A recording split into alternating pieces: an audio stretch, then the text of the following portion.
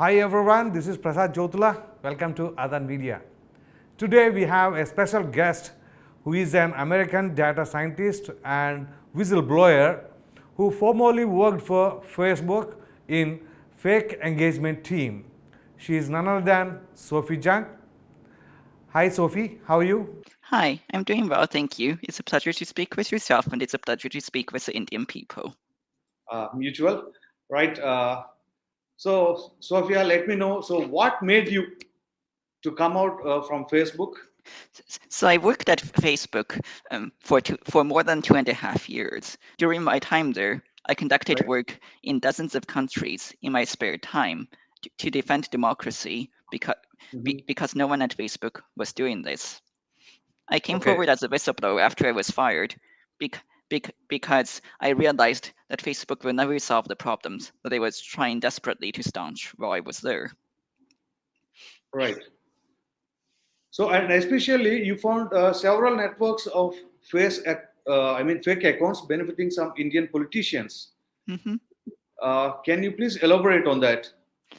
Absolutely. I found 5 networks of fake accounts across the political spectrum. I refer them to IT cells for simplicity.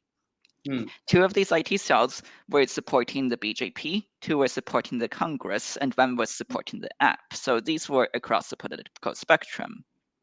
And Right. when I discovered these in late 2019, in December of 2019 and January of 2020, India is an important country to Facebook, and so when I raised these initially, Facebook agreed to take them down, and they did eventually take down 4 of the networks. But when it came time to take down the 5th network, they stopped because suddenly we realized that 5th network of fake accounts was linked directly to the personal account of a sitting member of Congress. Hmm. That would be the honorable member of parliament from Kaushambi, the honorable Vinod Kumar Sankar, who Yeah. represents the BJP and is ironically the sitting chairman of the Standing Committee on Ethics in the Lok Sabha. Hmm. And Okay. so, as soon as the discovery was made, I could not get Facebook to even respond on the issue, even though they had already decided that, that, and they already agreed to take it down. In contrast, the next month, when I found several members of the Congress tied to fake accounts, several members of Congress MLAs in Punjab that were linked to fake accounts supporting the Congress in Punjab, Facebook policy leader Shivnath Sukro agreed to take them down in only 8 hours. Yeah. And even on this, the OIC chairman Asaduddin, so he has supported that your voice should be raised in the parliament as well, right? And means he tweeted that one about this issue that your voice should be raised in the parliament. I've offered to testify to Parliament, and I'm happy to do so if I'm so called to do so. I already offered the documentation that I've now released to the Standing Committee on Information Technology, and that Standing Committee voted unanimously to invite me more than half a year ago. Right. But that invitation has not been issued. According to uh, uh, according to sources from the standing committee, it's because the speaker refuses to provide a response to the request for approval. According to the speaker's office, it's because the standing committee failed to send the request. Either way, it's clear that someone in Indian politics does not want me to testify, even though the entire committee voted unanimously to do so, something that I'm sure is very rare in this modern day and age of Indian politics. Well, Sophie, as per Hindu reports, in November 2021, Congress MP Shashi Tharoor, who is the chairperson of the committee, he sought permission from the speaker to allow you to depose before the panel, right? I understand that my actual interactions with Dr. Sharu are protected under privilege, and that therefore I am legally prohibited from discussing my interactions with himself and Mm. the committee. But I mean, it's been publicly disclosed that that the standing committee voted unanimously to invite me. That everyone from the BJP and the Congress agreed to do so. No one objected at all, and it's been reported that according to the committee, they asked for the speaker's permission, and the speaker has failed to respond in these last 6 months. Right. My understanding is that the Express has reported that according to the Speaker's office, the committee never asked for permission, so they're blaming each other. So you are telling that fake accounts are influencing the people, right? Absolutely. Some of them much more sophisticated than others. What they found was a drop in the ocean.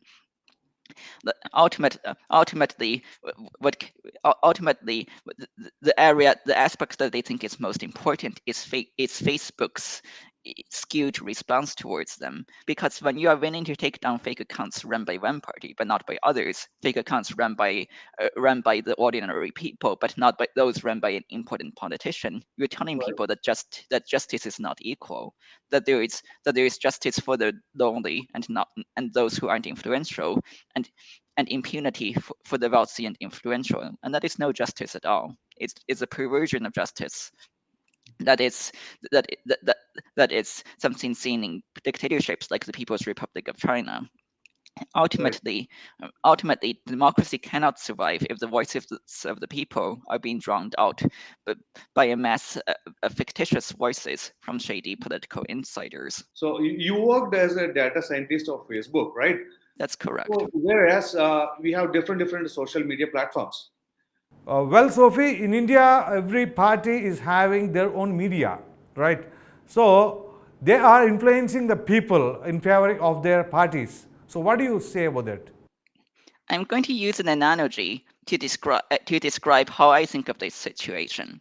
Hmm. Every time there is a general election in India, different parties try very hard to organize others to vote on their behalf.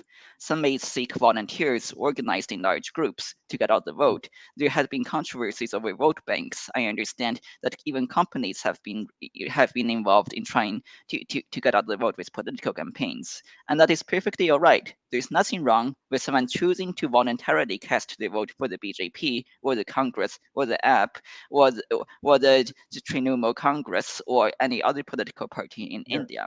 What is wrong, it's when someone decides to make fake ballots to stuff ballot boxes with them. And so these are two very separate categories. When a news source chooses to have a political leaning, like people can know that this news source has a leaning. They are an actual news source. They aren't someone pretending to be the news source or something else.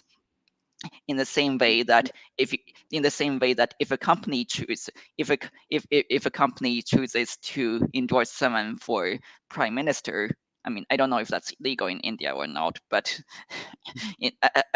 but ethically that's very different from stuffing ballot boxes from fake votes, and I hope this is making sense as an analogy. Organized campaigning is one thing, but to allow the distribution of essentially fake voices to drown out the voices of the real people, that's something very different. And I hope that makes sense as an analogy. Yeah, of course. See, some people, those who are doing this kind of fake messages, fake spreading, whatever in social media. So these people are not officially related to the parties, but that is their interest to represent on behalf of their party. But the thing is, it's not official. So how is it related to the party officially? It depends on each individual case. In a lot of Exactly. cases, it is very hard to tell who's responsible because we only know who's benefiting. If there's an IT cell that's supporting the Congress, then we don't know necessarily that the Congress has anything to do with it, Yes. and it would be improper to draw that conclusion. However, there are cases where we know for certain who is behind it. For Hmm. instance, in the case of the fake accounts, the IT cell supporting the Honorable Vinod Kumar Sankar, that was directly linked in the sense that whoever was running those fake accounts was the same person who was running the Honorable MP's personal Facebook account. His account had not been hacked, and therefore this indicated that it was either the Honorable MP himself who was doing this or someone he had authorized to use his account. And so that would be a case of someone doing this with effectively an official link to the party. Another Right. example is that in the case of the three Congress MLAs in Punjab that I mentioned, that would be the Honorable Sundarsham Arora, Balwinder Singh Ladi, and Arun Dogra, and I Hmm. apologize for mispronouncing their names. Right. I mean, in those cases, those were tied to their page administrators who were authorized to create statements on their behalf on their Facebook pages. And so this was, again, a clear link to themselves that was indisputable. And also, for clarity's sake, MLAs Aurora and Daddy have since switched to the BJP, but they were Congress MLAs when I was doing this investigation, just as in referring to Facebook as Facebook rather than Meta. Yeah. Well, Sophie, when did you come across the fake accounts in Facebook? So this specific case that I found, this was in December 2019 and January 2020. I mean, I don't doubt that there were other cases during the rest of the time. I only know what I personally found. India was not my remit. None of this was in my remit in general. I was simply doing it in my spare time because I knew that if I didn't, then no one would. Hmm. Well, Sophie, you were fired out from Facebook in September 2020, right? Yes, that's correct. And you declined $64,000 package, non-disparate agreement not to speak publicly about Facebook issues, right? Yes, I declined it because I wanted to it required me to sign a severance package and a non-disclosure agreement and I believe that it was important to avoid doing so to preserve my ability to speak out. To be absolutely clear, I did also sign a non-disclosure agreement when I joined the company.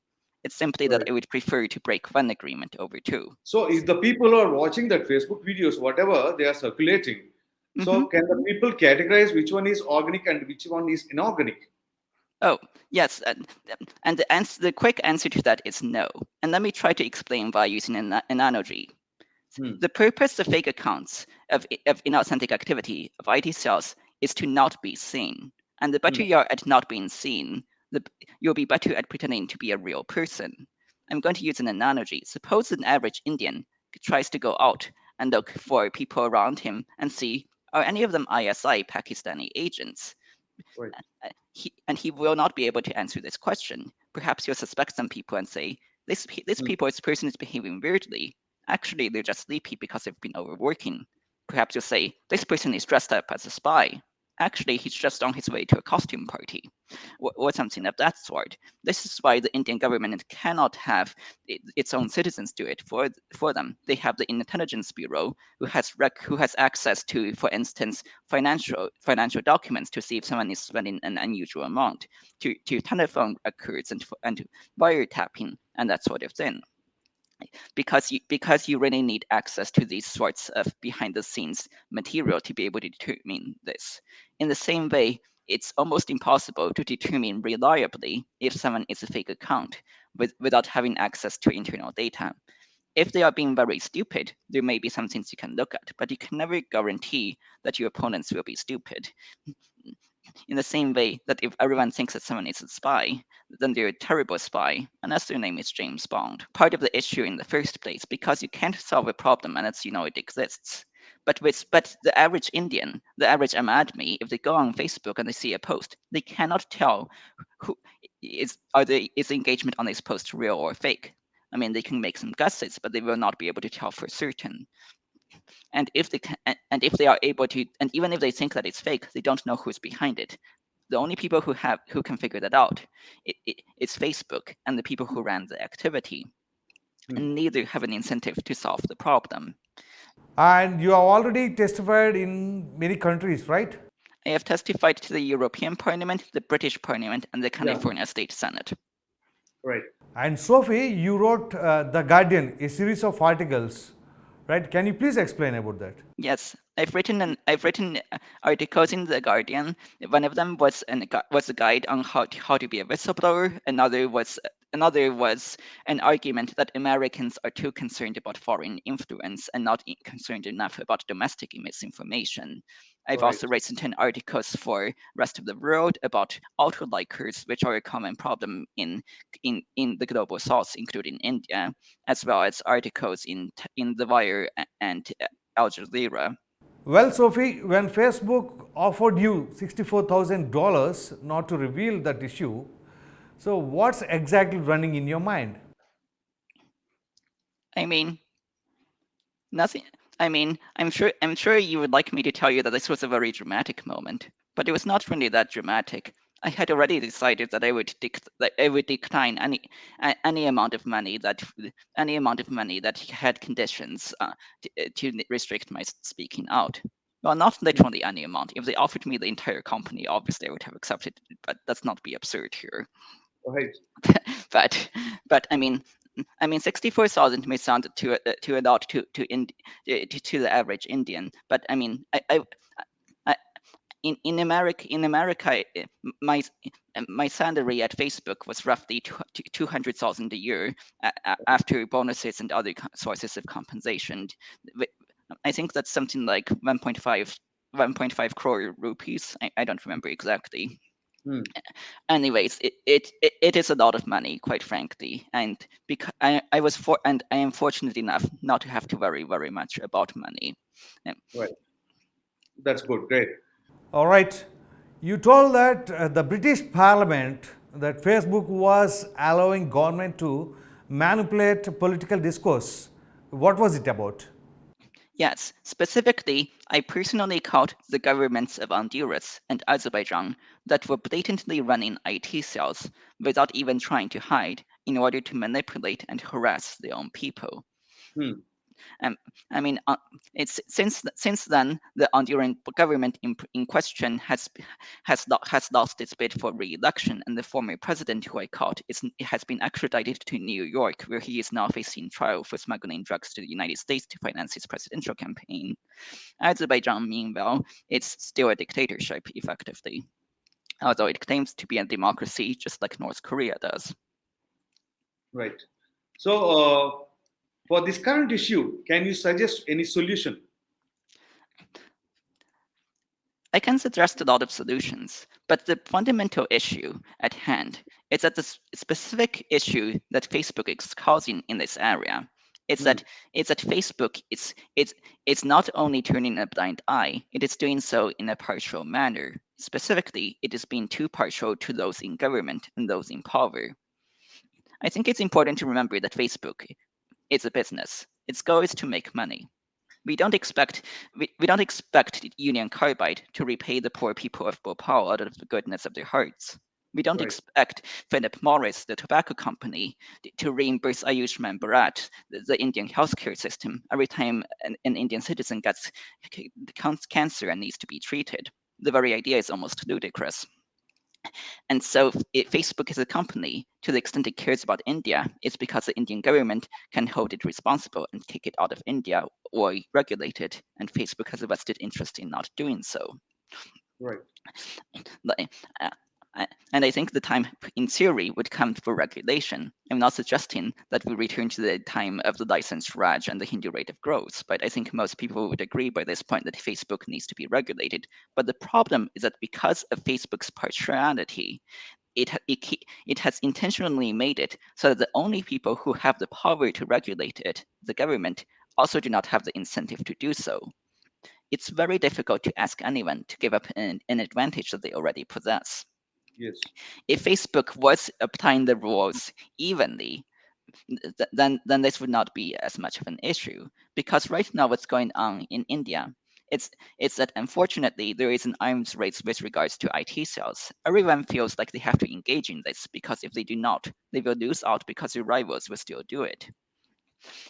In theory, this could be solved by an arms control agreement like the US Soviet arms control agreements. But of Right. course, in this case, the government has an advantage because of Facebook's partiality, and, and it's very hard to ask anyone who has an advantage to give up that advantage.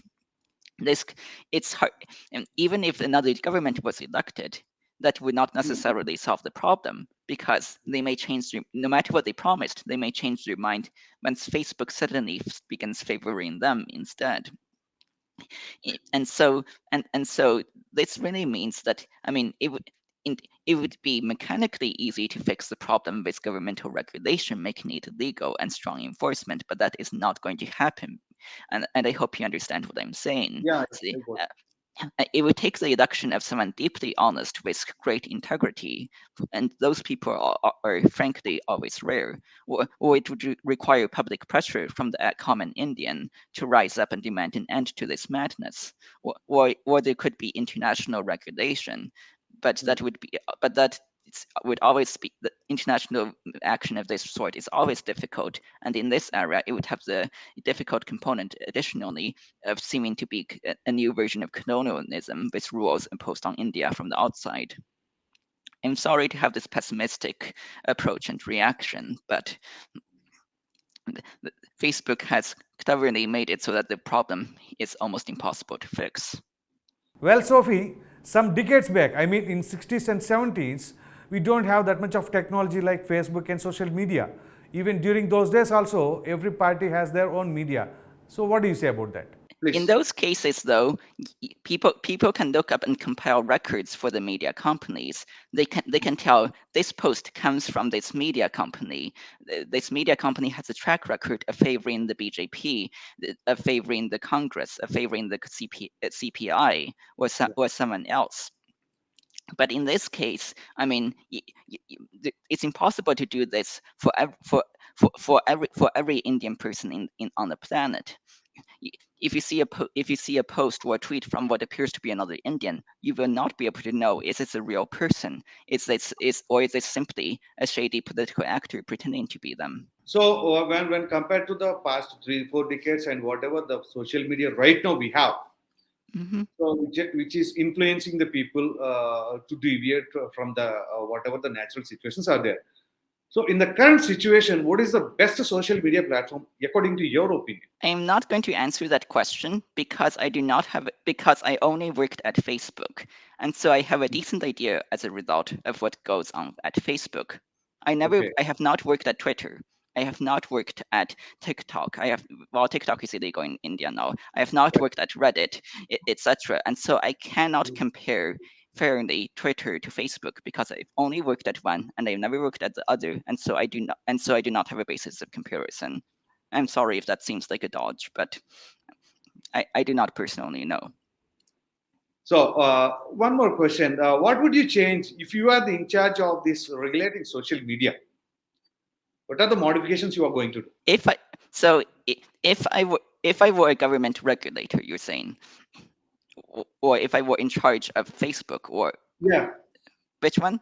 Facebook of social media. I've been asking that. If you are Okay, in charge of, yeah, if I were in charge of regulating Facebook, yeah. several things that I would do. Hmm. Uh, I would make running an IT cell illegal that is using coordinated networks of fake accounts to influence public opinion, especially in the realm of politics. Hmm. And I mean, in most cases, we will not be able to tell, but hopefully, strong examples made of people that we did catch with such an example of sorts. This would specifically be to resolve questions around inauthentic activity.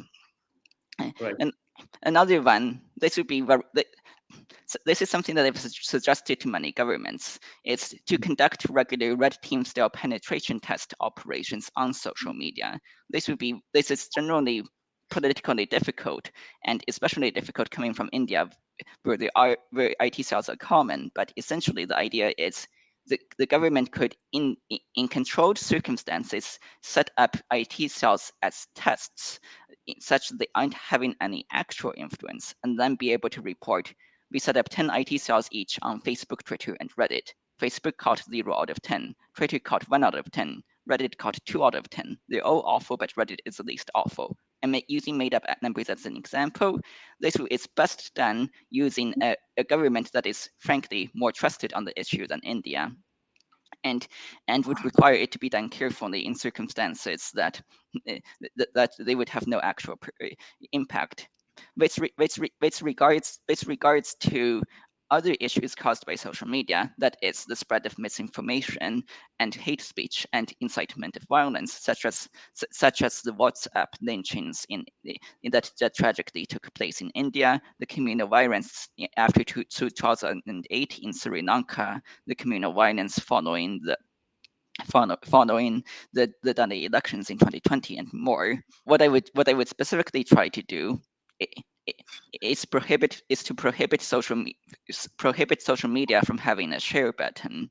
This would be fairly controversial, and um, but I but it would address what I personally believe to be the greatest issue with regards to misinformation and hate speech, because these have always existed. What's different is simply that in the era of social media, it's easy for rumors and misinformation to spread like wildfire across India without the recourse of outlets such as the Times of India, uh, Dainik Bhaskar, etc., which previously served as gatekeepers.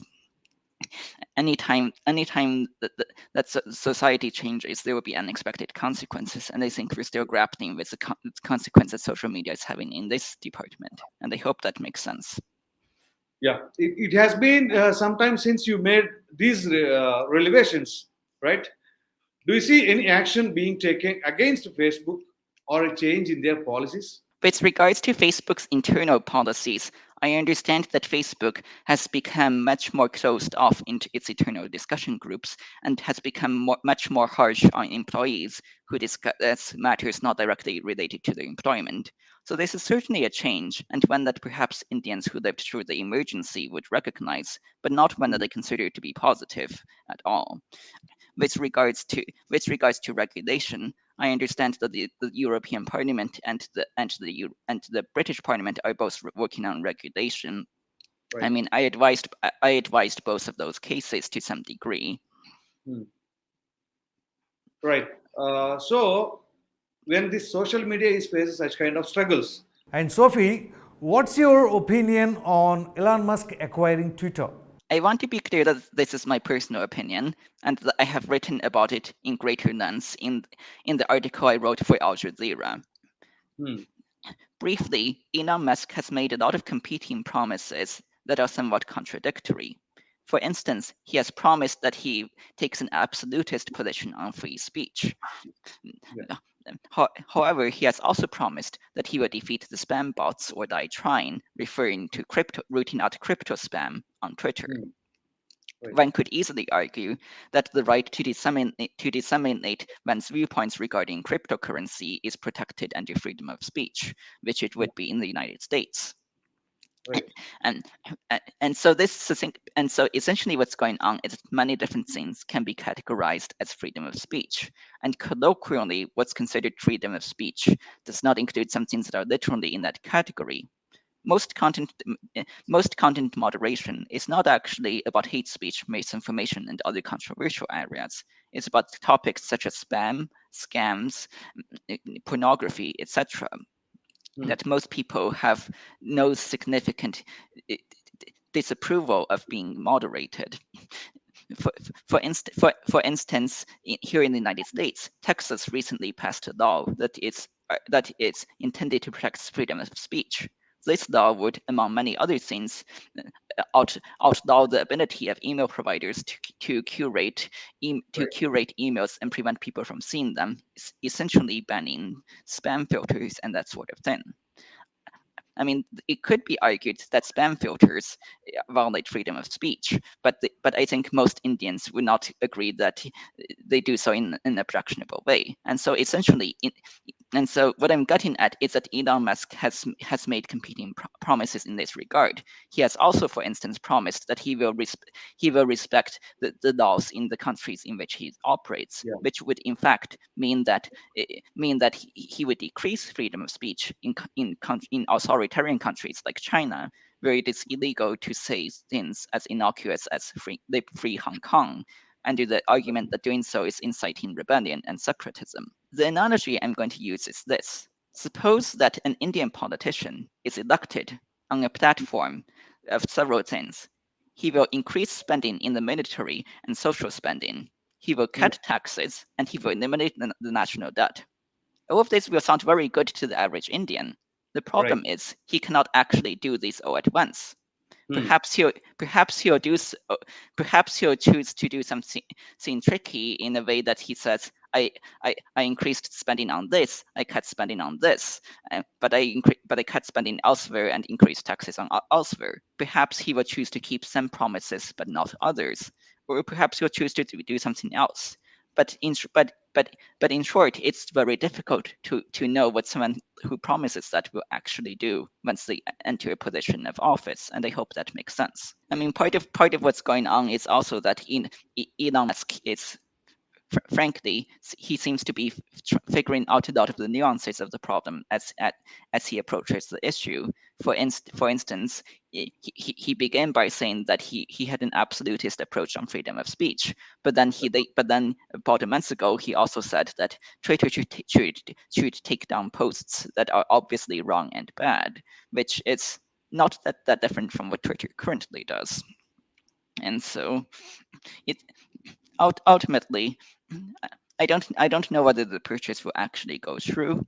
I, and I would like to believe that the experience would teach Elon Musk and his supporters something if he does acquire the company, in the sense that perhaps his supporters will take more nuanced views once they see that he will not actually be able to do everything on their wish list simultaneously. Or perhaps they will simply blame the company employees for blocking his efforts. I can't read the future. Well, Sophie, some inorganic stuff as well as some fake news and generating misinformation. Can you please speak about that? Yeah, okay. So fake news is a problem in. So I want to be clear. I did not personally work on the problem of fake news or misinformation.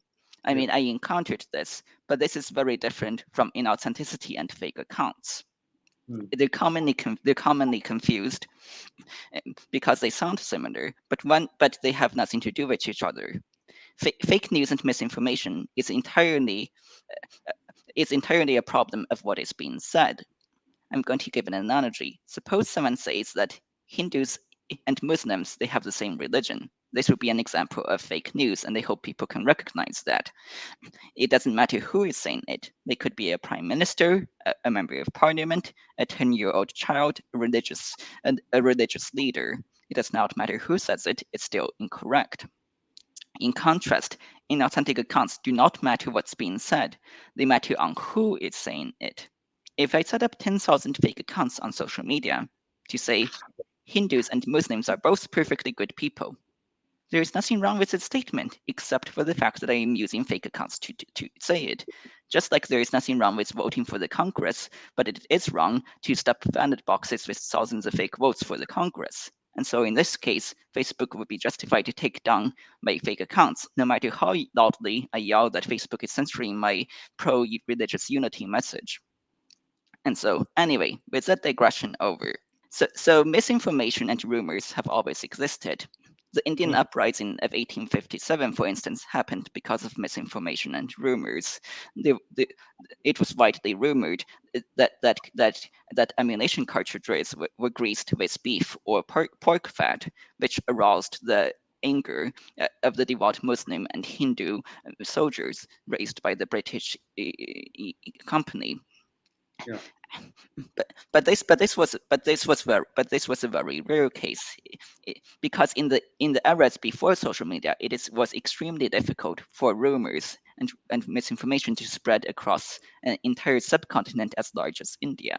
In those eras, it would be hard for something to spread unless it was extraordinarily popular and rumored. If it was spread by people who kept venturing back and forth, as as I would guess might have happened with the Indian rebellion, that soldiers were transferred back and forth in areas and hence would talk to one another, but I do not actually know.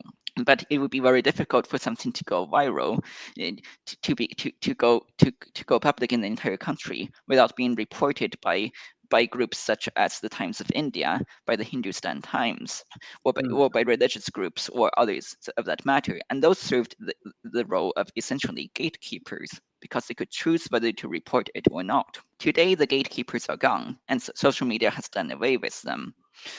You do not need to be in the Hindustan Times, the Express, Dainik Bhaskar, etc., and you can still be popular and famous.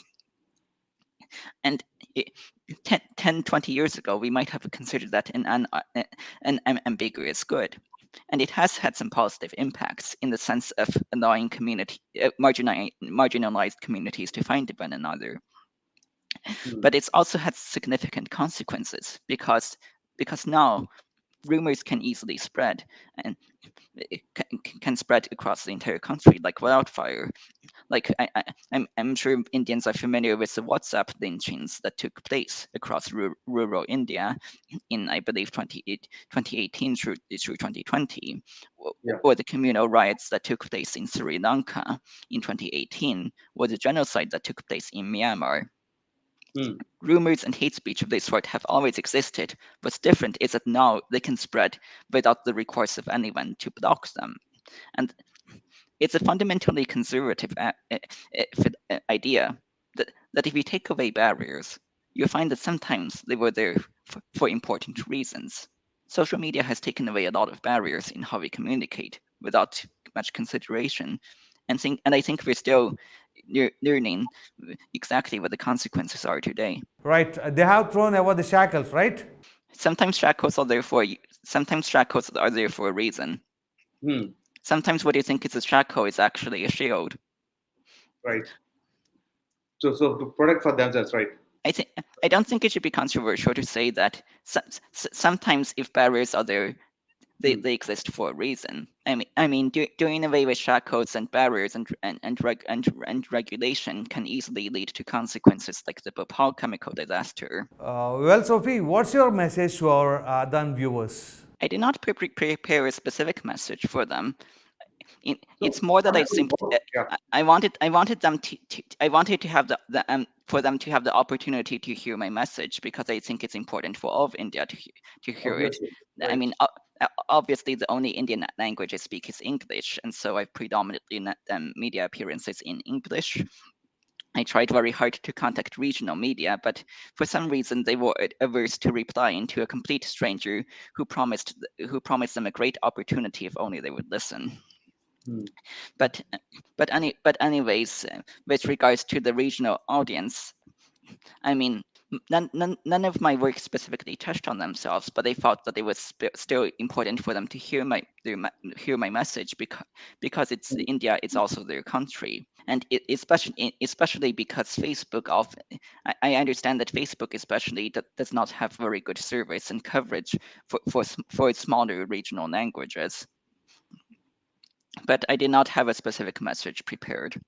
I'm Right, sorry. right. And what's your motto? And do you have any specific time that I have to reach my goal in this particular time? If I had to pick a motto, I would say that ultimately you try to fix the world that we have, not the one that we wish we did. It would be nice if I lived in a world where the Indian government were responsive to my message. If I lived in a world in which the Indian government were capable of cleaning up Facebook for Facebook to clean up itself. But we don't live in that world, and so that's why I came forward with my documentation and my information. It was not my first plan to do so. I offered my documentation to the government because I thought that was my responsibility, that they should have first right of refusal. Hmm.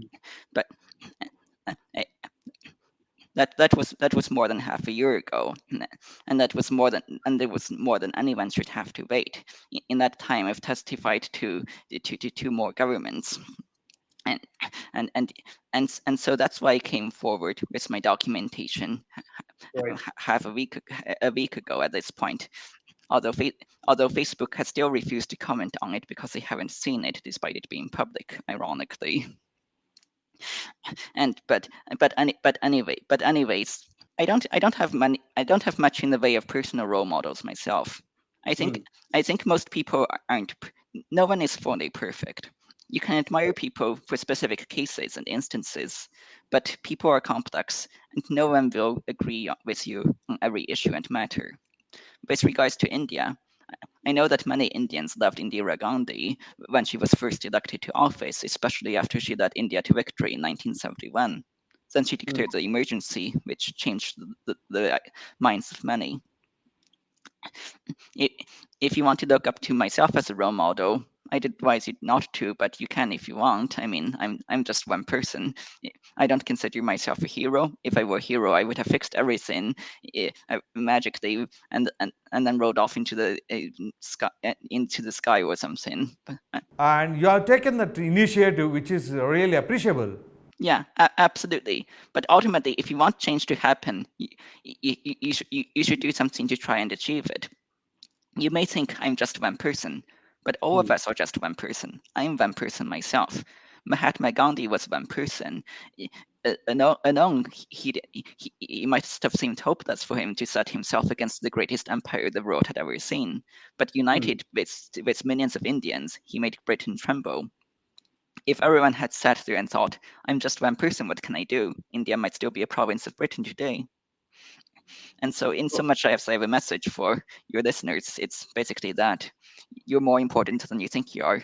If you want something to change, you should try and do something for it yourself. Yeah, of course. Right. Well, Sophie, is there anybody behind you, I mean, behind the screen, regarding this Facebook issue? I mean, with regards to Facebook whistleblowers or Yeah, etc. exactly. Facebook. It's related to Facebook only. I've been asking. Yeah, I mean, Frances Haugen obviously has come forward from his Facebook as well. And she came forward half a year after me. Honestly, I'm amused that he asked me if there's anyone else, because in much of the world, I'm the second Facebook whistleblower, even though I came forward before she did. Right. But I mean, Frances Haugen was a former employee at Facebook who came forward with a large amount of documents, some of them relating to India, which have been publicized.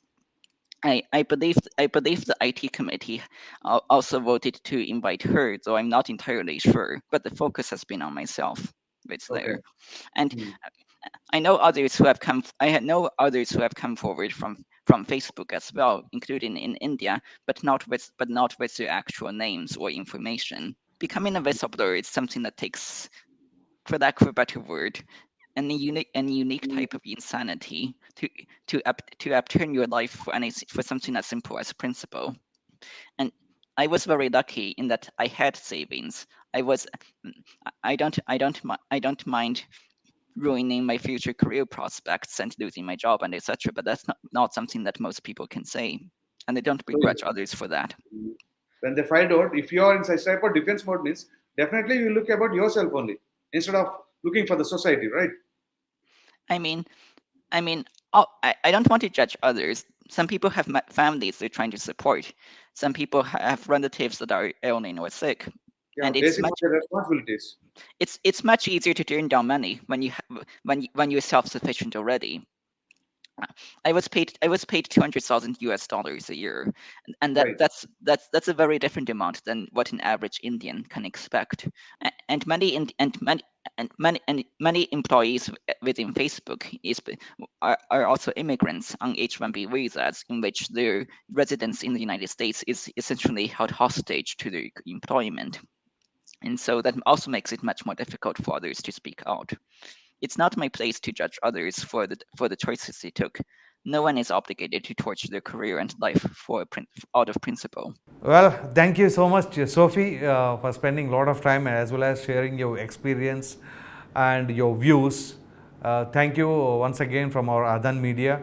Absolutely. Nice, Thank you very nice, nice. much. It's a pleasure to speak with yourself and the Indian people. Thanks a lot. See you. Bye bye. Goodbye.